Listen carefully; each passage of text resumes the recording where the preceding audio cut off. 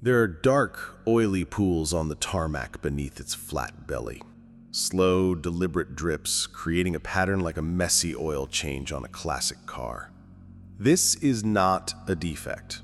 This is fact number one about the SR-71 Blackbird.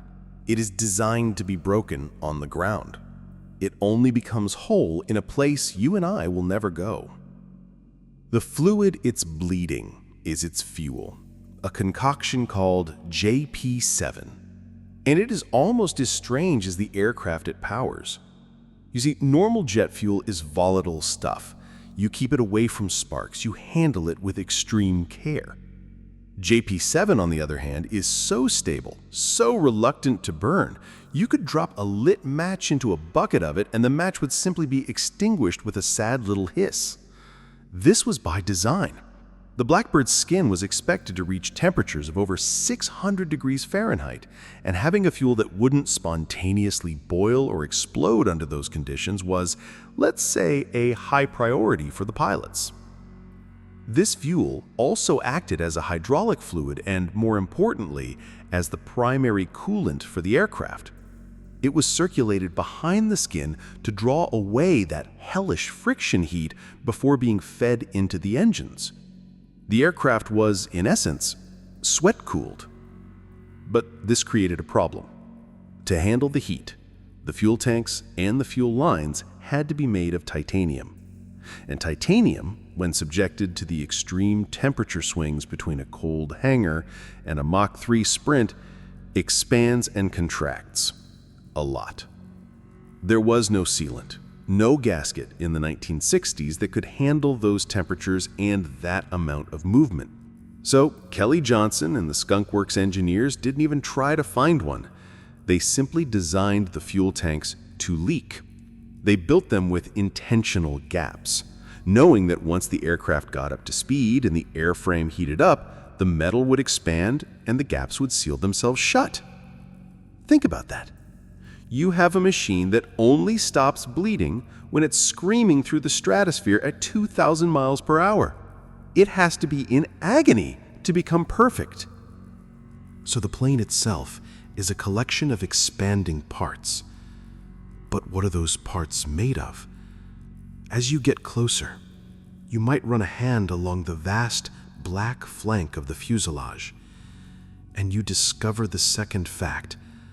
The Blackbird's skin isn't paint. It feels wrong. It has a slightly rough, almost organic texture.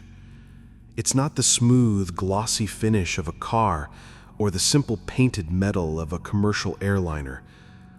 That's because it isn't paint in any conventional sense. It's a specialized coating made of iron ferrite, and it serves two purposes, both of them critical to the Blackbird's mission.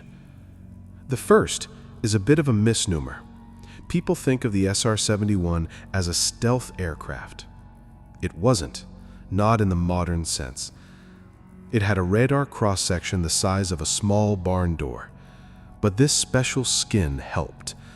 The iron particles, suspended in the black coating, were designed to absorb some of the incoming radar energy, converting it to heat rather than reflecting it back to the enemy's radar dish. It was a marginal improvement, but every little bit helped. Its second and far more important job was to get rid of heat. You'd think black would be the worst color for an aircraft that gets incredibly hot, but basic thermodynamics says otherwise. A perfect black body is not only the best absorber of radiation, it's also the most efficient emitter of it. As the skin soaked up the friction heat of high-speed flight, this special black coating radiated that thermal energy away into the cold, empty void of the upper atmosphere. The plane was a giant, flying radiator. The black wasn't for camouflage against the night sky. It was to keep the plane from melting itself.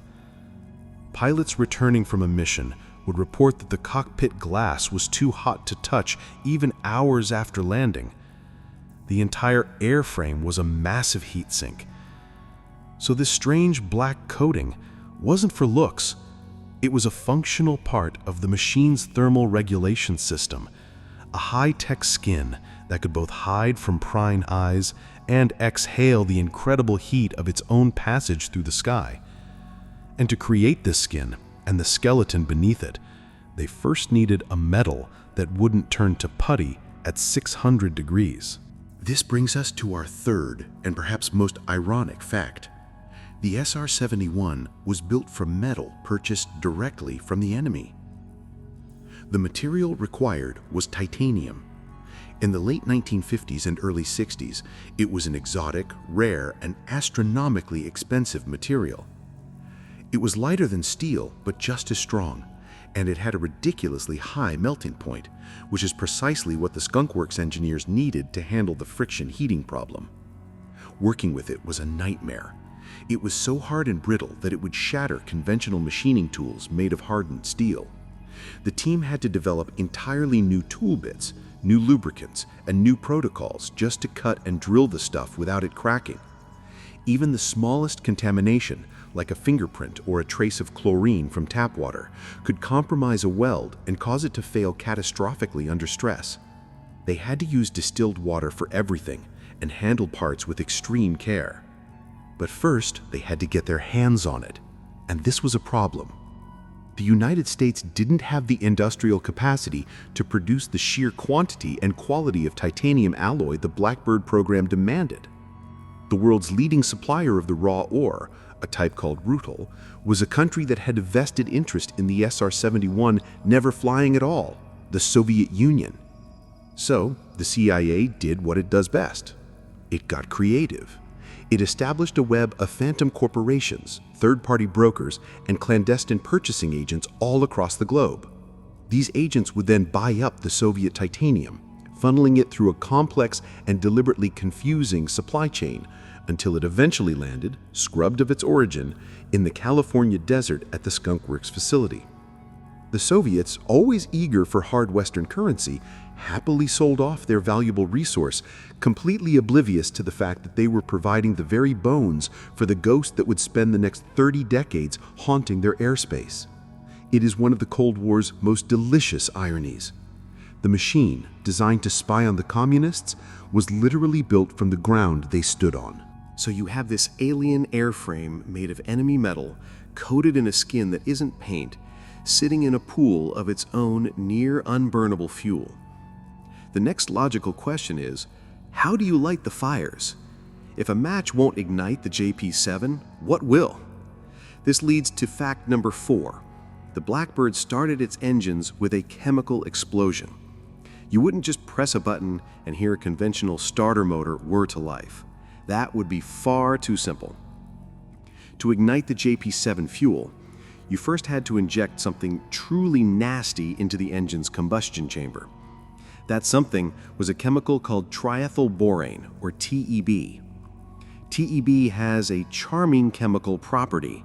It is hypergolic. That means it explodes violently and spontaneously the instant it comes into contact with air. No spark needed, just exposure. The startup sequence was therefore a piece of high-stakes chemical theater. On a cart next to the aircraft, a ground crewman, often called a go-juice man, would monitor the process. The pilot would begin the engine spool-up, and just at the right moment, a small, carefully measured shot of TEB, about the size of a shot glass, would be injected into the engine. The result was instantaneous. A brilliant, sudden flash of incandescent green fire would erupt from the back of the engine with a deafening whoomp. It was a contained, controlled explosion that would reliably ignite the stable JP-7 fuel and bring the massive J-58 engine to life. Each engine had a tank that held enough TEB for about 16 starts. Pilots said you could always tell a Blackbird pilot by their slightly singed eyebrows. The green flash was the aircraft's signature calling card, a visual confirmation that something fundamentally different was happening here. It was the color of a substance that hated oxygen so much it would scream and burn just for touching it. This wasn't just starting an engine, it was waking a dragon with a bolt of lightning, a sudden, violent transition from dormant metal to a living, breathing powerhouse.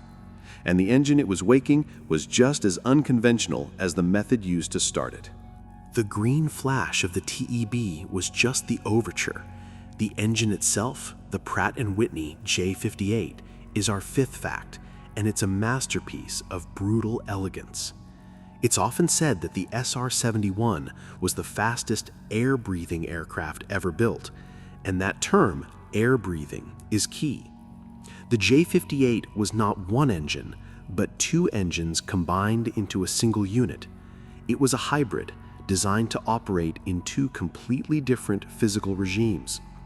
From takeoff to roughly Mach 2, it worked like a fairly conventional, if absurdly powerful, afterburning turbojet. Air would come in the front, be compressed by a series of spinning blades, mixed with fuel, ignited, and blasted out the back. But the Blackbird didn't live in Mach 2. Its home was above Mach 3, and at that speed, a conventional turbojet simply chokes. The air is coming in too fast, and the heat from the compression alone is enough to melt the delicate turbine blades. The engine would destroy itself. So, the J58 was designed to transform. As the Blackbird accelerated through the sound barrier and climbed, a series of complex doors, flaps, and bypass tubes would begin to open and shift inside the engine nacelle. Most notably, a massive cone at the front of the engine, called a spike, would begin to slide backwards, positioning the shock wave of compressed air perfectly for what was about to happen. Around Mach 2.2, 6 large bypass tubes would open up, redirecting the torrent of incoming air around the core turbojet engine and channeling it directly into the afterburner section. At this point, the J58 effectively became a ramjet. The turbojet core was still running, but it was essentially just chugging along, providing minimal thrust. The vast majority of the power, over 80% of it, was now coming from the ramjet effect, a continuous, roaring river of supercompressed air being mixed with fuel and blasted out the back. The engine had morphed from a jet to a rocket that needed air to breathe. This is why the SR-71 was so efficient at high speeds. The faster it went, the more air was rammed into its engines and the more thrust it produced.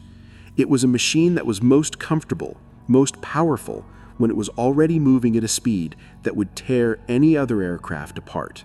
Powering through the sky at 3 times the speed of sound is one thing. Surviving it is another. Which brings us to fact number 6, and the human side of this equation. The pilots and their reconnaissance systems officers, RSOs, couldn't just hop in wearing the standard flight suit and oxygen mask. They had to wear spacesuits. The environment at 85,000 feet is not just hostile, it's functionally space. The air pressure is so low that your blood would literally boil if you were exposed to it. It's a phenomenon called ebulism, and it's just as horrifying as it sounds. A standard oxygen mask wouldn't work because it's not about what you're breathing, it's about the physical pressure on the outside of your body keeping you squeezed together. Furthermore, in the event of an ejection at Mach 3, the crew would be punching out into a 2,000 mile/hour wind blast at temperatures hot enough to cook them. The solution was the David Clark S-1030 pressure suit. To anyone looking, it was an astronaut suit. It was a multi-layered, bulky, cumbersome affair in a distinctive old gold color. Getting into it was a ritual in itself, requiring help from ground crew technicians. Once sealed inside, the pilot was completely cut off from the outside world, breathing pure oxygen and communicating solely through an intercom wired into their helmet. The suit was their personal lifeboat. If the cockpit were to lose pressure, the suit would automatically inflate, providing the crushing physical pressure needed to keep them alive. It had its own emergency oxygen supply, its own cooling system fed by the aircraft, and it was tough enough to withstand the violence of a hypersonic ejection. But living inside it was draining. The pilots were essentially wrestling with a stiff, inflated balloon for hours on end, their every movement a conscious effort. They would finish a multi-hour mission completely exhausted, not just from the mental strain, but from the simple physical act of fighting their own clothes. This wasn't flying, it was being the sole occupant of your own tiny, personalized spacecraft, which just happened to be located inside a much larger one. Being sealed in your own personal spacesuit is one thing. Knowing where you're going is another matter entirely. At 2,000 miles per hour, you cover over 33 miles every single minute. A 1-degree navigational error would send you dozens of miles off course in the blink of an eye. A potentially fatal mistake when your flight path is a thin ribbon threaded between hostile borders. This is fact number 7. The Blackbird navigated by watching the stars, even in broad daylight. Standard navigation wouldn't work. GPS, as we know it, didn't exist. Inertial navigation systems, which use gyroscopes to feel their own movement, were in their infancy and would drift over time. And you obviously couldn't use radio beacons when your entire mission profile was based on electronic silence. So, the Skunk Works engineers turned to one of the oldest forms of navigation there is, celestial navigation. They just put a 1960s high-tech spin on it. They built something called the Nortronics NAS-14 V2 Astro Inertial Navigation System, or ANS. Tucked away in the airframe was a small automated astronomical telescope. This device was connected to the aircraft's onboard computer, which had a digital map of the sky. The telescope, looking through a special quartz window on the top of the fuselage, could identify and lock onto specific stars from a pre-programmed catalog. It could see them even in the middle of the day, because at 85,000 feet, the sky above is a dark, deep violet black, and the stars are clearly visible. The system would take a fix on at least 3 different stars. By triangulating its position relative to these known celestial bodies, it could pinpoint its exact location on Earth with incredible accuracy. It was essentially a robotic sextant, constantly updating the crew on their position. The RSO, sitting in the back seat, could monitor the system, but the whole process was largely automatic. Pilots affectionately called the little box of electronics that ran the whole show R2-D2, because it was a small, smart, and utterly essential robotic companion on their journey. It was a beautiful fusion of the ancient and the cutting edge, using the timeless, unchanging map of the heavens to guide a machine that was moving faster than time itself seemed to allow. The star tracker needed a window to the outside world, and so did the pilots. Which brings us to a seemingly simple component and our 8th fact. The cockpit glass of the SR-71 was made of solid quartz, and it played tricks on the eyes. Normal glass, even the advanced composites used in other supersonic jets, would have simply melted or at least softened to the point of structural failure under the sustained 600-degree heat of a Blackbird mission. The only material that was transparent enough and could withstand that kind of thermal punishment was pure, high-quality quartz. The large, sweeping panels of the cockpit canopy were not glass at all. They were 3-inch thick blocks of fused quartz, among the largest single pieces ever manufactured. This quartz was then ultrasonically bonded to the titanium frame of the canopy. It was a process that fused the two materials together at a molecular level, creating a bond as strong as the materials themselves. But flying behind a thick pane of this exotic crystal had some strange side effects. The incredible heat and the immense pressure differences would cause the quartz to expand and contract in minute, almost imperceptible ways. Pilots reported seeing what they described as ripples moving across the surface of the canopy during flight, as if they were looking through an ancient, hand-blown piece of glass. It was the aircraft itself, flexing and breathing under the strain. Furthermore, the canopy was the pilot's only shield against the raw, unfiltered sun at the edge of space. It was tinted a deep gold, not just for looks, but to block the intense ultraviolet and infrared radiation. The world outside was viewed through this golden filter, a warm, surreal hue cast over the deep black of space above and the brilliant blue and white curve of the Earth below. The combination of the golden tint, the shimmering heat haze off the nose, and the strange ripples in the quartz itself must have made for a profoundly psychedelic view. You weren't just looking at the world from an unprecedented height.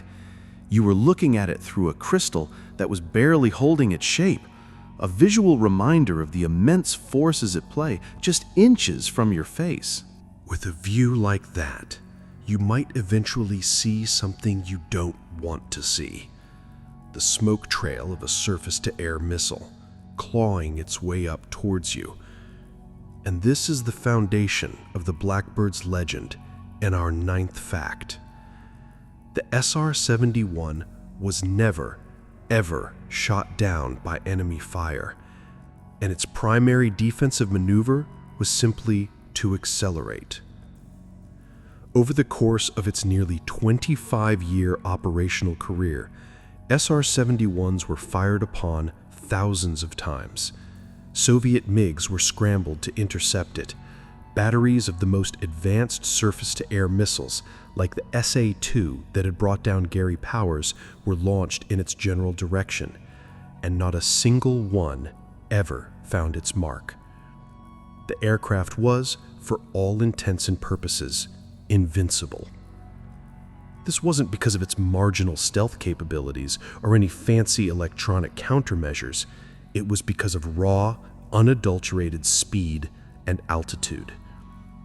The flight plan for a mission over hostile territory was a work of art.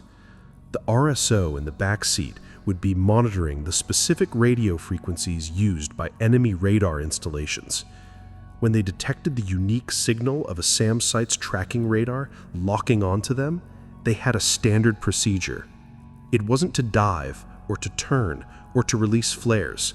The pilot would simply push the throttles forward. From the perspective of the missile battery on the ground, the situation was hopeless. They would get a lock on the target, a tiny blip moving faster than anything they had ever seen. They would launch their missile, which would rocket upwards at 3 or 4 times the speed of sound. But the missile is fighting gravity every step of the way, bleeding energy with every foot it climbs. The Blackbird is already at its cruising altitude, its engines breathing the thin air they were born for. By the time the missile reached 80,000 feet, where the SR-71 was a minute ago, the aircraft was already 100 miles further on its way. Pilots reported seeing the missiles explode in their rearview mirrors, miles behind them and miles below them, a futile fireworks display in an empty sky. It was the ultimate trump card, the ultimate expression of technological superiority. The answer to every threat was simply to go faster. This absolute dominance in speed and altitude led to some legendary moments. And one story in particular has become the unofficial embodiment of the Blackbird's character. This story, our 10th fact, is best known as the speed check story. It's been told by many pilots, but the version from former pilot Major Brian Schul is the most famous, and it's worth retelling. Slowly. Schul and his RSO were flying a mission over Libya, testing the country's air defenses after a series of terrorist attacks. They had made their turn over the Mediterranean and were screaming south across the coastline, the jet performing flawlessly. As they entered hostile airspace, they noticed, as expected, that the world beneath them had woken up. SAM sites were locking onto them, their threat receivers chirping angrily. They did what they were trained to do. They pushed the throttles up and accelerated. At the same time, they were monitoring local air traffic control frequencies just to maintain situational awareness. They heard a small Cessna pilot come on the radio and ask the controller for a ground speed check. The controller replied, "November Charlie 172, I'm showing you 90 knots across the ground." A moment later, a twin Beechcraft came on and asked for the same. "I have you at 125 knots ground speed." The airwaves went quiet for a moment. Then a Navy F-18 pilot from a nearby carrier, his voice dripping with arrogance, keyed his mic and said, "Center, Dusty 52, speed check please." The controller replied, "Dusty 52, I'm showing you at 620 knots on the ground." The Hornet pilot, not content with this, came back with, "Center, that's a little slow, we're showing closer to 700 on our instruments." It was at this moment that Brian Schul's RSO, sitting in the dark cockpit behind him, decided to get in on the game. He keyed his mic and said, in the calmest, most casual voice he could muster, "Center, Aspen 20, you got a ground speed readout for us?" There was a long, dead pause on the frequency. A silence so profound you could feel the controller's brain trying to process the request. Finally, a nervous, almost shaky voice came back. "Aspen 20, I show you at 1,842 knots. That's roughly 2,120 miles per hour." The Blackbird crew didn't say another word. They didn't have to. The point had been made. There were fast planes, and then there was the plane that was in a completely different category of existence. The ability to win any argument by simply stating your speed is a unique kind of power. But every flight, no matter how fast or how high, must eventually end. And this brings us back to the ground, to a more mundane but equally strange part of the aircraft, and our 11th fact. The Blackbird's tires were filled with nitrogen and impregnated with aluminum powder.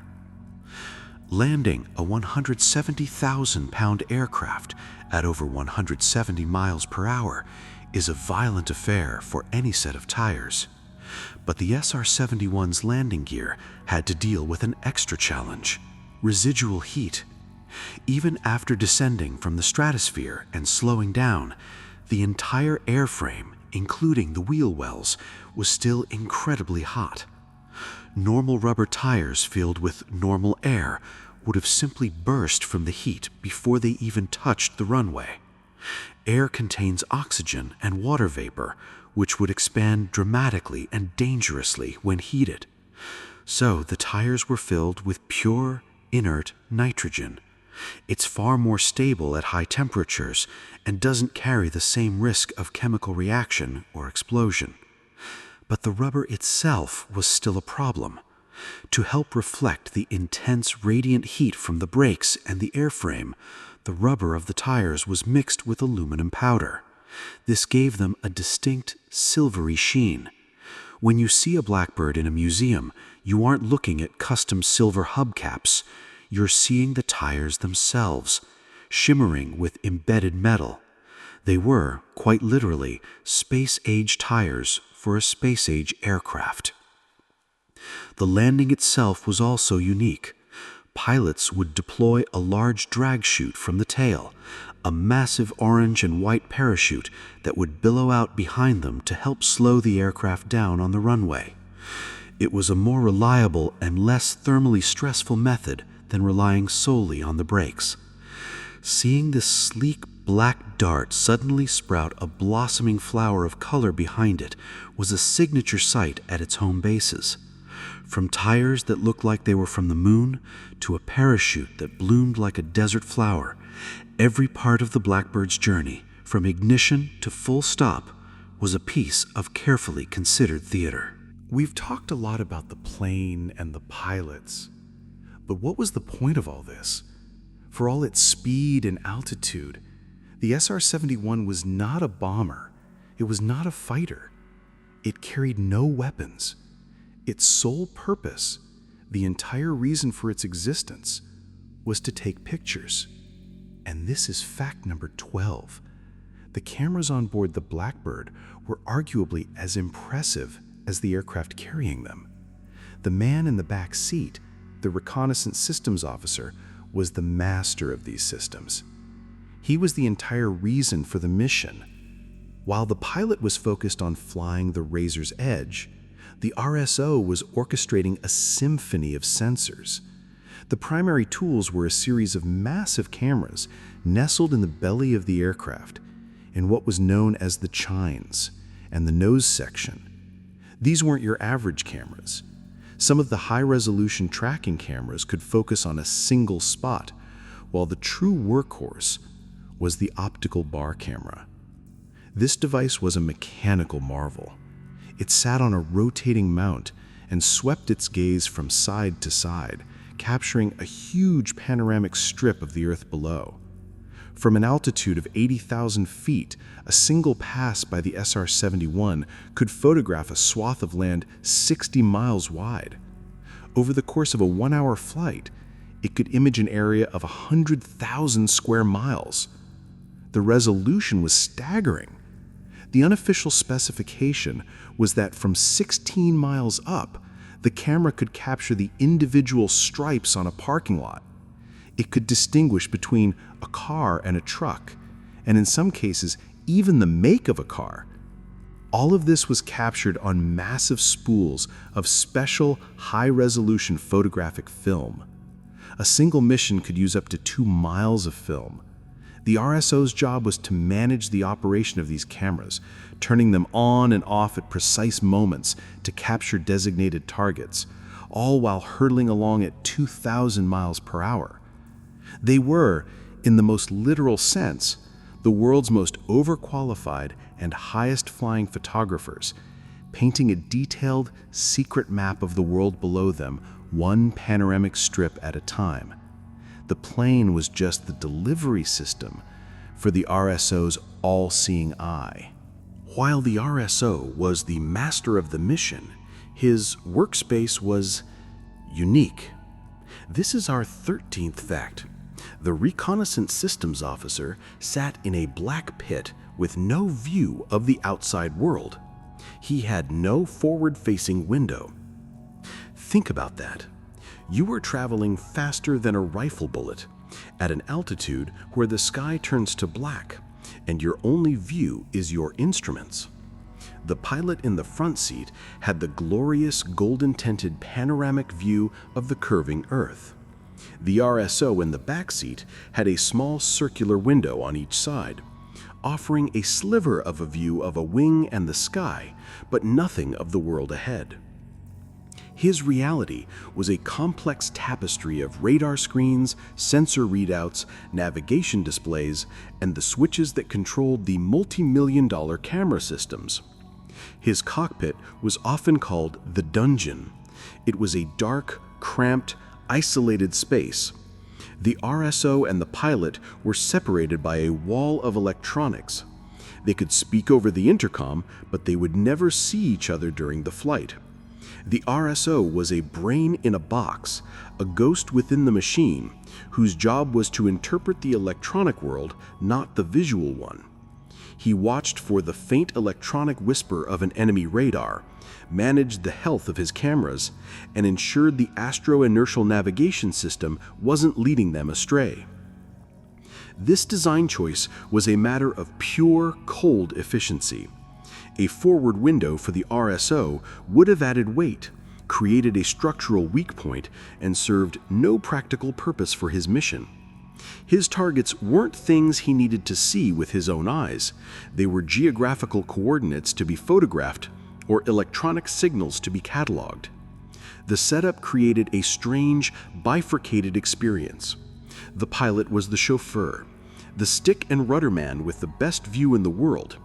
The RSO was the mission commander, the strategist, the reason they were there, flying completely blind. It was the ultimate example of trust and specialization in a two-man crew, two halves of a single mind, one looking out, the other looking in. The mission didn't begin when the crew climbed into the cockpit.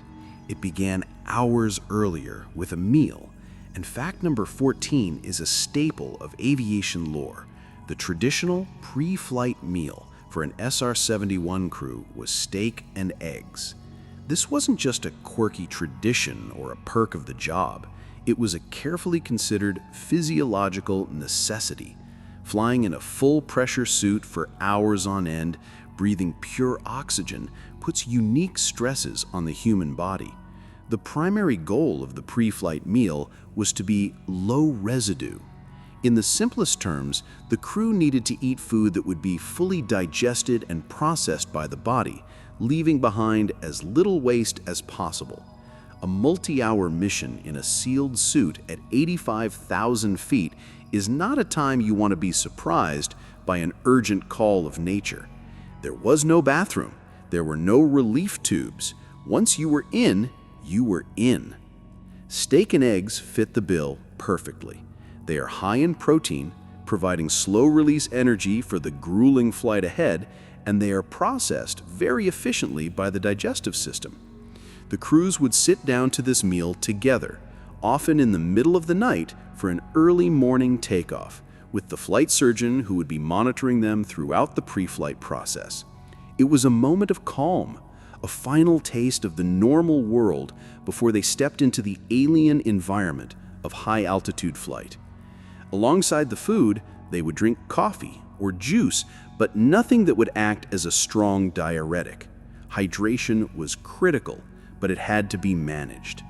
This meal was the first step in a long and complex ritual, a process designed to prepare man and machine for a journey to the edge of space. It was a simple, hearty breakfast that served a very serious purpose: to ensure that the frailties of the human body didn't become a mission-critical failure at 2,000 miles per hour. It was physiology as a flight instrument. After the steak and eggs were consumed, the rituals intensified. Fact number 15 is that the final hour before a flight was a carefully choreographed medical procedure. The crew didn't just walk to the jet, they were prepared like astronauts. First came a detailed medical checkup with the flight surgeon. Blood pressure, heart rate, temperature, every vital sign was recorded. Any small sign of illness, even a common cold, could be disqualifying. A blocked sinus, a minor inconvenience on the ground, could become an incapacitating skull-splitting agony under the massive pressure changes of ascent and descent. The pilots had to be in perfect health. Once cleared, they would proceed to the suit-up room.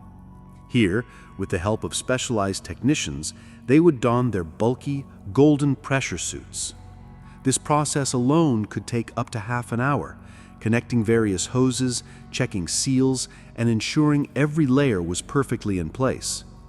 Once sealed inside their helmets, they would begin the final and most critical stage of preparation: pre-breathing. For at least 1 hour before walking to the aircraft, the crew would sit in reclining chairs, breathing pure 100% oxygen.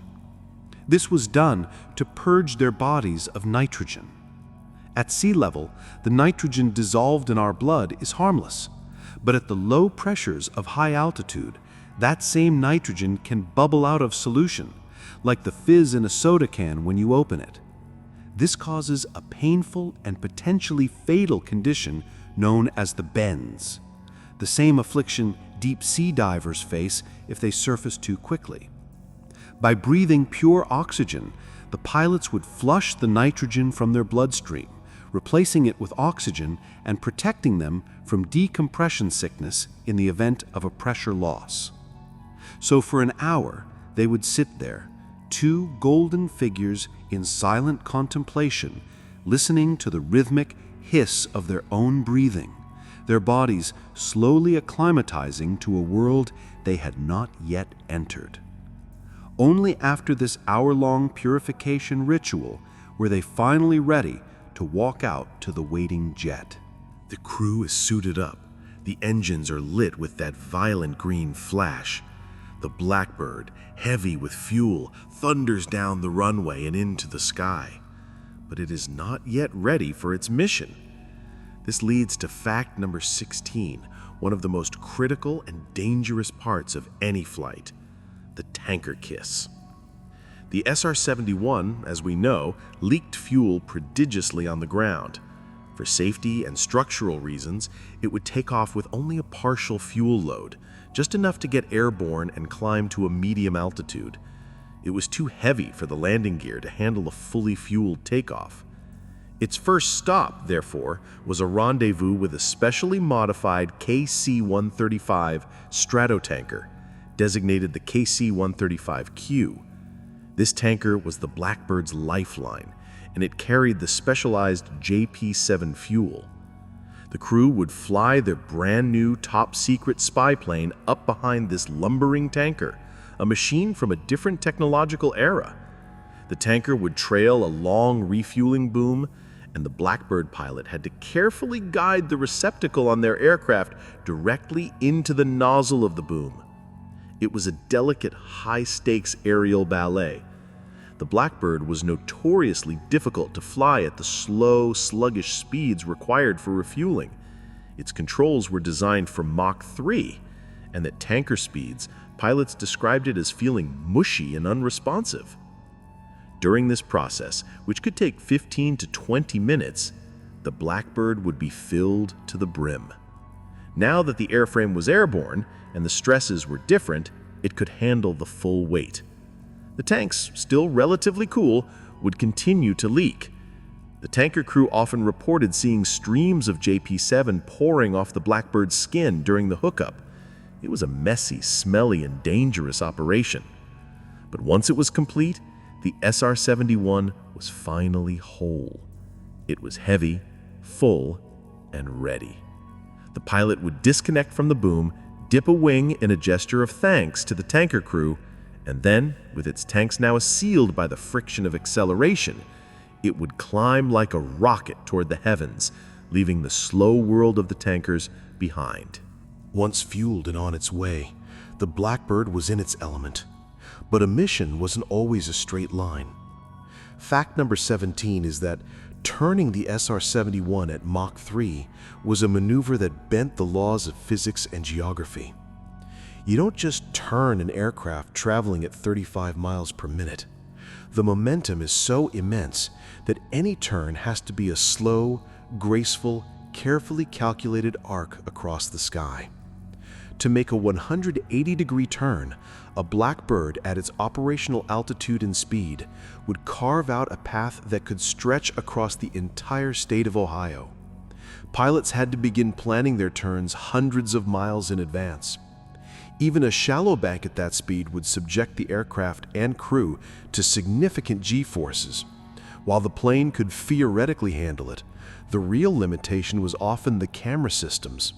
To get a clear picture, the cameras needed a stable platform. A high G turn would blur the images, rendering the mission a failure. Therefore, the flight path over a target area had to be as straight and level as possible. But sometimes a turn was unavoidable, especially on missions over places with complex geography like North Vietnam or North Korea. In these cases, the pilot would put the aircraft into a gentle, sustained bank. Even at just 1.5 Gs, a relatively mild force in the world of fighter jets, the physics of Mach 3 meant that the crew was in for a wild ride. The sheer radius of the turn was so large that one wing would be significantly higher than the other relative to the curve of the Earth. The pilot on the high side of the turn would actually be traveling noticeably faster than the pilot on the low side, a small but real demonstration of Einsteinian physics in action. Flying a turn in the SR-71 wasn't a maneuver, it was a major geographical event, a graceful sweep across the map that had to be anticipated long before it began. After hours of this intense focus, the return to base was a welcome relief, but the mission wasn't over when the wheels touched the ground. Fact number 18 is that the post-flight experience was just as ritualized as the pre-flight, governed by the lingering effects of the journey. Upon shutting down the engines, the ground crew would approach the aircraft with caution, the entire airframe was still dangerously hot, shimmering with a heat you could feel from yards away.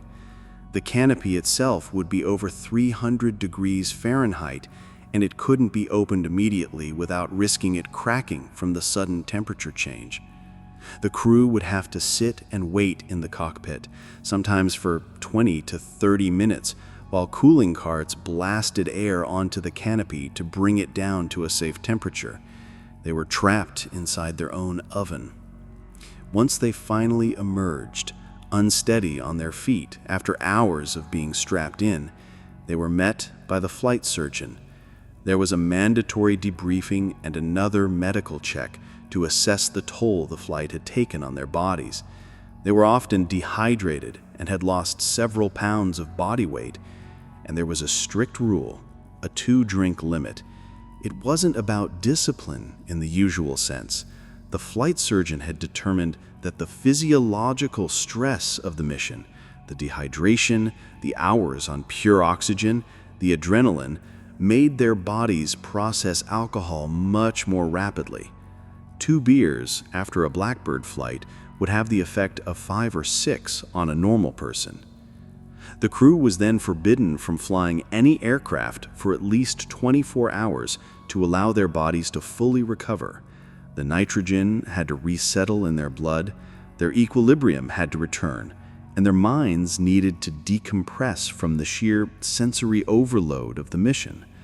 The flight was over, but the journey back to being a normal human being, living at 1G and breathing normal air, was a process that took time.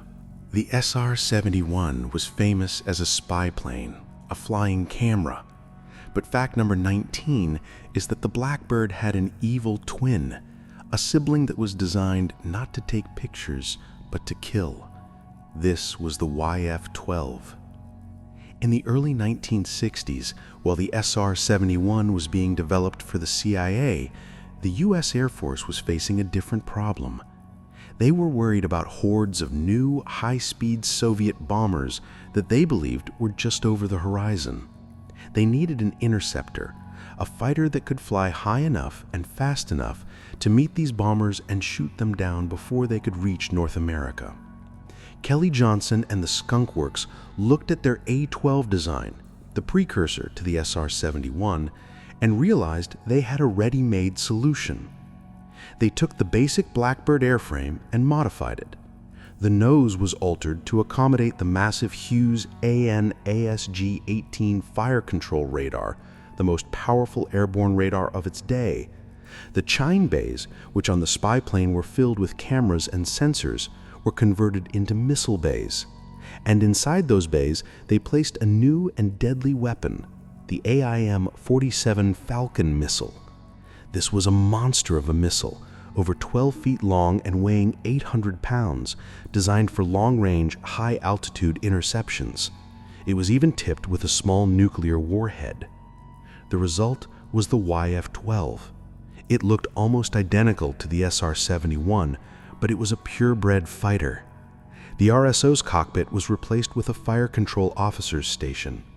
3 prototypes were built and tested, and their performance was breathtaking. They set speed and altitude records that still stand for an armed aircraft. They successfully tracked targets and even launched their missiles at speeds exceeding Mach 3. Here was a fighter that could patrol the edge of space and kill from 100 miles away. The program was a stunning technical success, but it was not to be.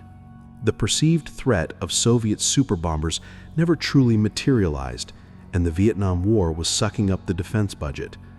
The YF-12 program was canceled in 1968, a victim of shifting priorities and exorbitant costs. The Blackbird would remain a creature of stealthy observation, but for a brief moment, it had a sibling that was a true bird of prey. The idea of launching things from the back of a Blackbird didn't die with the YF-12, which leads us to fact number 20, a story so audacious and ultimately tragic, it sounds like science fiction. The M21 drone carrier. The problem with the U-2 and even the SR-71 was that you had to send a pilot over hostile territory. This was risky. So, the Skunk Works developed a plan to get the pilot out of the equation. The idea was to build a smaller, disposable, unmanned spy plane, a drone, that could be launched from a mothership at high speed and altitude. The drone could then fly its mission over the most dangerous targets, and the pilot could remain safely outside enemy airspace. The drone was called the D-21. It was a marvel of engineering in its own right, a sleek black dart powered by a ramjet engine. It was designed to fly at Mach 3.3 at over 90,000 feet. The mothership chosen to carry this drone was, naturally, a modified Blackbird. 2 A-12 airframes were converted for this purpose, redesignated the M-21. An M-21 looked like a standard Blackbird, but with a large pylon on its back between the two tail fins. Mounted on this pylon was the D-21 drone. The concept of operations was terrifyingly complex. The M-21, with the drone on its back, would fly to the launch point. The two-man crew would then execute the launch sequence. A special launch control officer, sitting in the RSO seat, would start the drone's ramjet engine while it was still attached to his own aircraft. Once the drone's engine was lit and stabilized, he would initiate the separation. The drone would drop away, fly its pre-programmed route, take its pictures, and then fly to a recovery point over the ocean where it would eject its camera payload to be caught in mid-air by a recovery plane. They performed several successful launches, but on the fourth flight, on July 30th, 1966, disaster struck. As the drone separated from the M-21, it experienced an engine malfunction and struck the mothership. The M-21 pitched up uncontrollably and broke apart in mid-air. The pilot, Bill Park, ejected safely, but the launch control officer, Ray Torek, drowned when his pressure suit filled with water after landing in the ocean. The program was immediately canceled. It was a step too far, a gamble that had ended in tragedy. The dream of a drone-launching Blackbird died that day, a grim reminder that even for the masters of the impossible, the laws of physics can be unforgiving. The aircraft was born in the sterile, secret world of the California desert, but it earned its most famous nickname in the humid, tropical air of the Pacific. Fact number 21 is that to the people who lived with it day to day, the Blackbird wasn't the Blackbird. It was the Habu. In the late 1960s, the SR-71 was deployed to Kadena Air Base in Okinawa, Japan. This island base would become its primary perch for missions over Southeast Asia, North Korea, and the eastern parts of the Soviet Union. When the sleek, black, alien-looking aircraft first appeared in the skies over Okinawa, the local population was struck by its appearance. They thought it looked like a specific local creature, the Habu, a species of venomous pit viper native to the Ryukyu Islands. The snake is long, dark-colored, with a distinctive, slightly flattened head, and it is both feared and respected. The name stuck. The SR-71 crews and the ground personnel who serviced the jets quickly adopted the moniker. They began painting a small coiled Habu snake insignia on the tail fins of their aircraft. Receiving a Habu patch became a badge of honor, a sign that you were part of the elite family that operated this incredible machine from this remote island outpost. The name was perfect. The Habu snake is a patient hunter, often waiting in the shadows. The SR-71 was a silent observer, its missions planned in deep secrecy. The snake is dangerously fast when it strikes. The aircraft was the fastest thing in the sky. The name carried a mystique and a sense of quiet lethality that Blackbird, while poetic, just didn't capture. Calling it the Habu connected it to the place where it did much of its most important work. It grounded this otherworldly machine in the folklore of the people who watched it ascend into the heavens, a black snake slithering silently through the highest reaches of the sky. For 30 years, the Habu was untouchable. It was the undisputed king. But no rain lasts forever. Fact number 22 is that the SR-71 was not retired because it was beaten or because it had grown old. It was retired because a different kind of eye in the sky had made it, in some ways, obsolete. The real Blackbird killer was the spy satellite. By the 1980s, satellite technology had advanced to a point where it could provide the kind of detailed, persistent surveillance that the SR-71 could only offer in fleeting glimpses.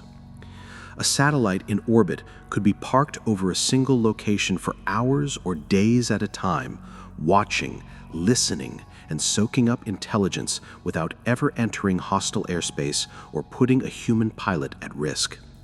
It could never be shot down. Its mission never had to end. Then there was the cost.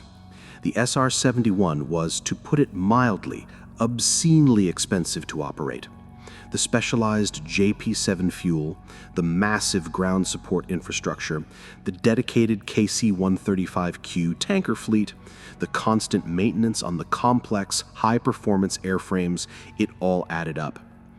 By the late 1980s, with the Cold War beginning to thaw, the justification for keeping such a costly system online became harder to sell to politicians holding the purse strings. The Air Force leadership argued that the money spent on the Blackbird program could be better used for other projects, like the new B-2 stealth bomber. The SR-71 had one major advantage over satellites: speed. A satellite's orbit is predictable. If you need to see what's happening in a surprise crisis right now, you might have to wait for hours until the satellite is in the right position. A Blackbird could be deployed and be over the target in a few hours from anywhere in the world. But in the chess game of national budgets, this rapid response capability was deemed a luxury, not a necessity. And so, in 1989, the decision was made. The king was to be dethroned. The program was terminated, and the fleet was sent into storage. The retirement of the SR-71 in 1990 was met with dismay by many in the intelligence and aviation communities. They felt that a unique and irreplaceable capability had been lost, and for a brief period, they were proven right.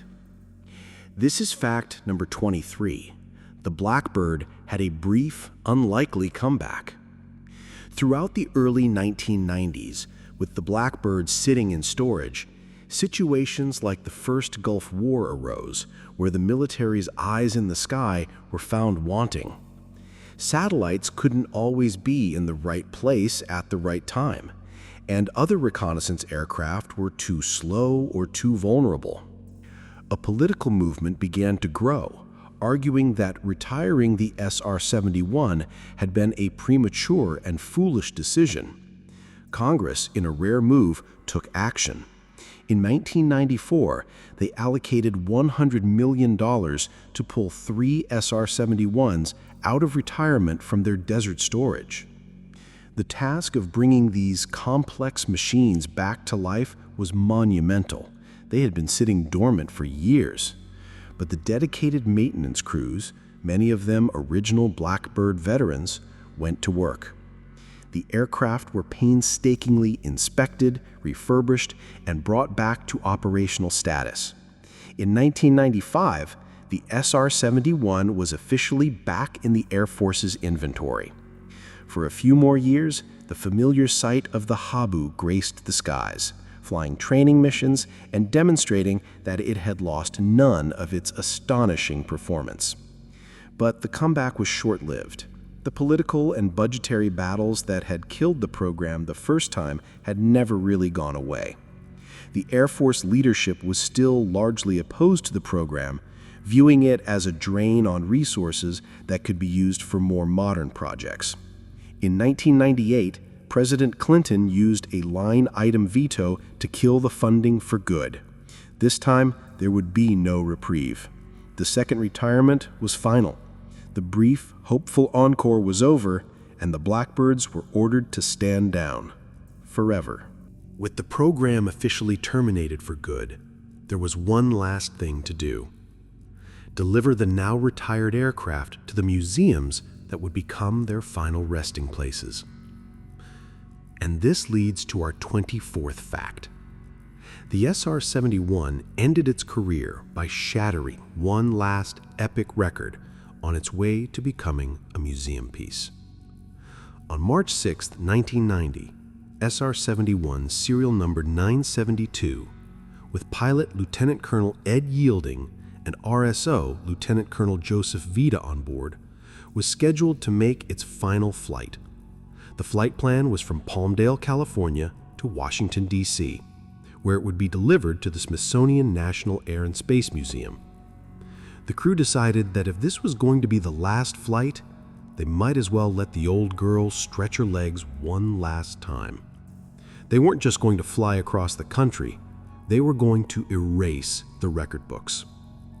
They took off from the West Coast and pointed the nose east.